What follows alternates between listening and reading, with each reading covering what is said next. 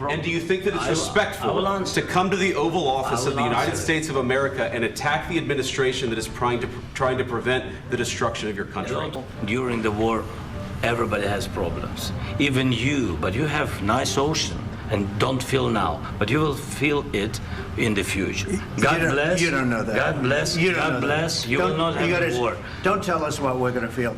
We're trying to solve a problem. Don't tell us what we're going to feel. I'm not telling you. Because you're in no position to take. 5'3" in an attitude. 5'3" in an attitude. So we got a lot to unpack here, where it sounds like Zelensky called JD a bitch under his breath, how Trump actually kicked him out of the Oval Office, which made Zelensky immediately change his mind about that mineral deal, but more importantly, how America is finally back, as he was used to just being embraced by Biden and leaving with billions, not being berated to his face and sent away broke. So let's break all this down, but if you haven't already, make sure you subscribe for more clips like this. Because as soon as Zelensky got to the door, Trump was already calling him out. He's all dressed up today. But it was Vice President JD Vance that initially gave him pushback. You should be thanking the president for trying to bring an end to this conflict. Have you ever been to Ukraine? That you say what problems we have? I have been to. Come once. I've actually watched and seen the stories, and I know what happens is you bring them on a propaganda tour, Mr. President. Now, I've seen this from several different angles, with various people reporting that he did indeed call our vice president a bitch. But all snarkiness aside, he doesn't have to actually say anything. His body language alone shows us how he views our vice president and the rest of the American people as his bitch. Because it just got worse from there. But you will feel it in the future. God bless. You don't know that. God bless. God bless. You will not have a war. Don't tell us what we're going to feel. We're trying to solve a problem. You're not in a good position. You don't have the cards right now. With us, you start having I'm not cards. playing cards. Right now, you don't. You're playing cards. Mr. President. You're playing cards. Serious. You're gambling with the lives of war. millions of people. You're gambling with World War III. You're gambling with World War III. You think that if you will speak very loudly about the war, you can... He's not speaking loudly. He's not speaking loudly. Your country's in big trouble. Can I Wait a answer? minute. No. Can You've I done a lot answer? of talking. Your country is in big trouble. I know. We gave you, through this stupid president, $350 billion. You voted we gave for you your military president. equipment. You and your voted men for are your brave, president. but they had to use our military. What about West? If you didn't have You our invited military me. equipment, You invited if me you to didn't speak. have our military equipment, He keeps saying you invited me to speak as if he wasn't going to have to listen to anything during these negotiations, as we'll get more into what used to happen in a minute, but it's sad that we're seeing world leaders discussing deals in the billions of dollars that will save or end millions of lives, sounding like an argument between two people that obviously need to get divorced already. You haven't said thank you once. No, I said thank you. I just won't say it now because I'm mad, but I've said thank you in the past. This is not the way we should be conducting diplomacy, but like a doomed relationship, America has taught these other countries they don't have to respect us to get our financial support, and at some point in time, we just have to stop being the world's sugar daddy, where we give them extravagant gifts and cash just so they will f*** us. Please, you're running low on soldiers. It would be a damn good thing. And then you tell us, I don't want a ceasefire. I don't want a ceasefire. I want to go and I want this. Look, if you could get a ceasefire right now, I tell you, you take it so the bullets stop flying and your men stop getting killed. Of course we want to stop the war. But you're saying you don't want a ceasefire. But I said to you, I want a ceasefire. With guarantees. Because you'll get a ceasefire faster than an agreement. Ask our people about ceasefire, what they think. And even Ukraine's ambassador knew this was the end. But I said to you, I want a ceasefire. with guarantees. Because you'll get a ceasefire faster than an agreement. Ask our people about ceasefire, what they think. As Zelensky was kicked out of the Oval Office without a deal signed. Mr. President, is the deal off?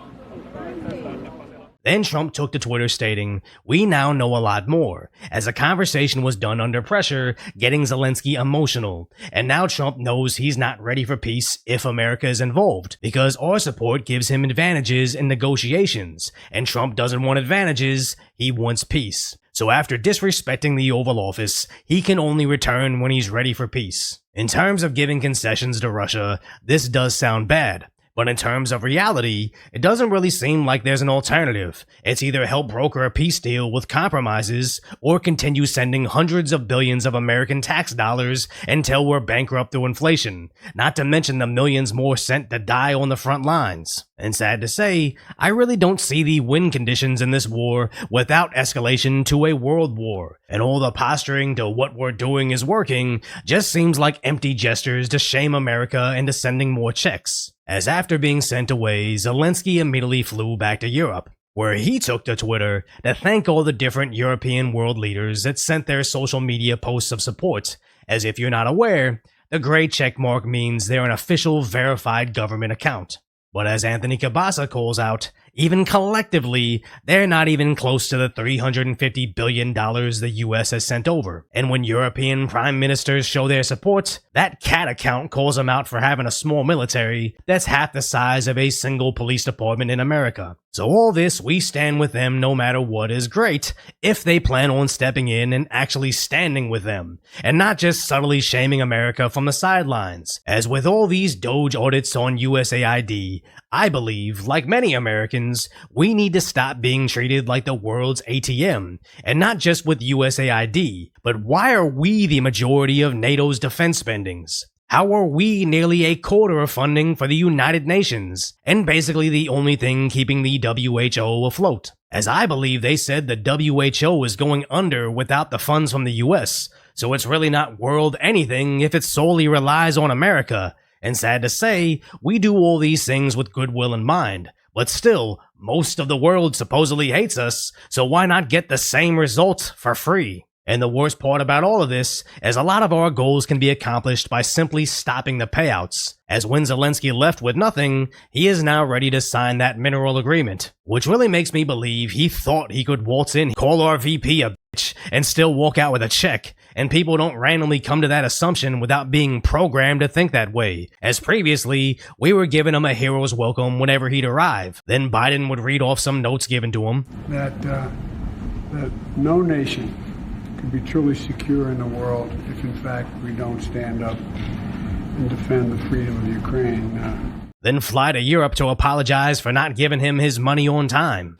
I apologize for those weeks of not knowing what's going to happen in terms of funding, because we had trouble getting a bill that we had to pass that had the money in it from some of our very conservative members who were holding it up. Then promptly go back to sleep on the beach. Now that was Biden, and we didn't really expect much out of him. But even Democrat governors would literally sign missiles for the war effort. I genuinely don't understand how we got here, as when I was a kid, the Republicans were the party for the war machine. Not to say the Republicans as in the GOP or any different now, but how did the Democrats get so overtly into war? I just don't get it. But I think the big takeaway from all of this is Trump is correct in how you can only find someone's true character in a high-pressure, televised, face-to-face environment, as Vice President JD Vance wasn't shy to get directly confrontational, as Zelensky got accustomed to this, but then got railroaded by JD. But it's not the shock Zelensky had, it's Trump's, as he's used to a VP that typically did nothing. And you want to shut it down. You keep talking about it. The last time, Chuck, you shut it down. No. And then you opened it up very quickly. And 20 times. I don't want to do what you did. 20 times Chuck, you have called for, I will shut down the government if I don't get my wool. Which gives me and many other America First citizens hope. As if Trump beats Biden in 2020. I honestly don't know if Mike Pence can even beat a Kamala Harris, but I don't know a single person on the Democrats' current roster that can beat JD Vance. But if you appreciate my concise, lighthearted commentary on how America's finally back, make sure you subscribe so you don't miss any updates. Then go check out the video on the insane left-wing TV host that sliced his own hand because he's mad at Trump.